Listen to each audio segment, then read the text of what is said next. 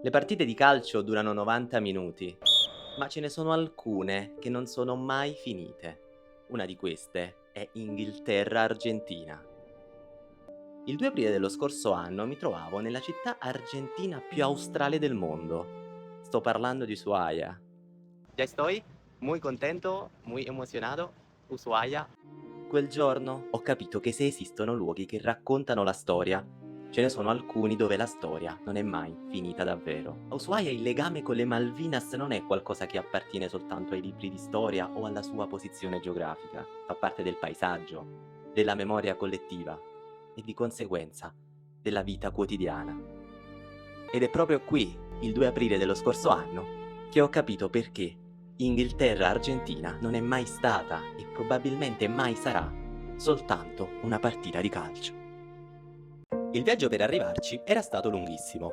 Avevo percorso parte della leggendaria Ruta 40 fino ad arrivare al chilometro zero a Capo Virgenes. Qui ti timbrano quel passaporto che per ogni viaggiatore è quasi un trofeo. E così è stato per me. In Cabo Virgenes, Exactamente. passaporte della Ruta Nacional 40.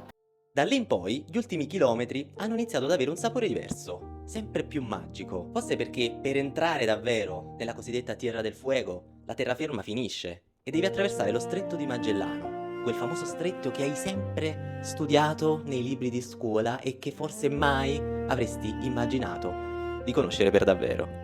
E proprio lì ho fatto il mio primo incontro con quel vento mistico di cui tutti parlano, il famoso vento patagonico, che mi ha dato il benvenuto e anche un bel po' di fastidio, infatti credo che i video che ho girato lì nello stretto sono praticamente muti.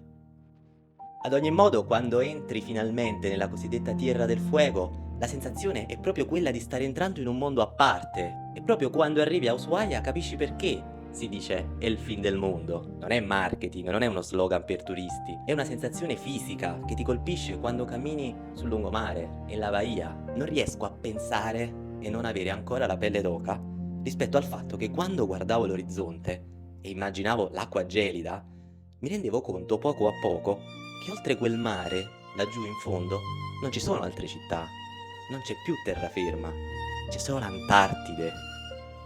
È più vicina al polo che alla sua stessa capitale, Buenos Aires. Nei prossimi mesi dedicherò video per documentare tutto ciò.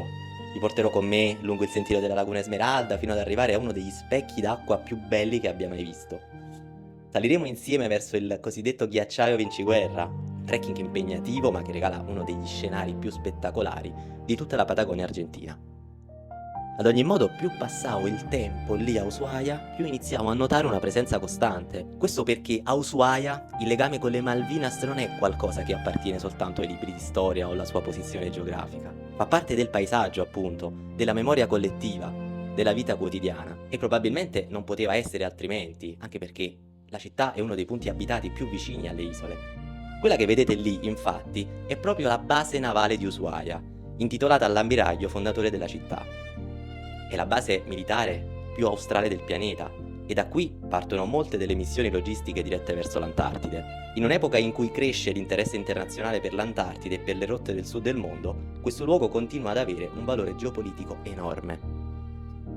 Poi è arrivato il 2 aprile dello scorso anno e quel sussurro è diventato un grido che ha travolto tutta la città. Il 2 aprile in Argentina è El Día del Veterano y de los Caídos, il giorno in cui si ricordano i soldati caduti nella guerra del 1982, il giorno in cui l'Argentina ricorda i suoi veterani e i caduti della guerra delle Malvinas. Quel legame che fino a quel momento avevo soltanto intuito diventò improvvisamente visibile e io quasi per caso mi trovavo esattamente lì quel giorno. Ho acceso la videocamera e proprio qui credo che sia opportuno smettere di parlare perché vorrei regalarvi qualcosa di autentico per narrare ciò che appunto resta indelebile nella memoria collettiva di questa terra, con alcune immagini di quei momenti.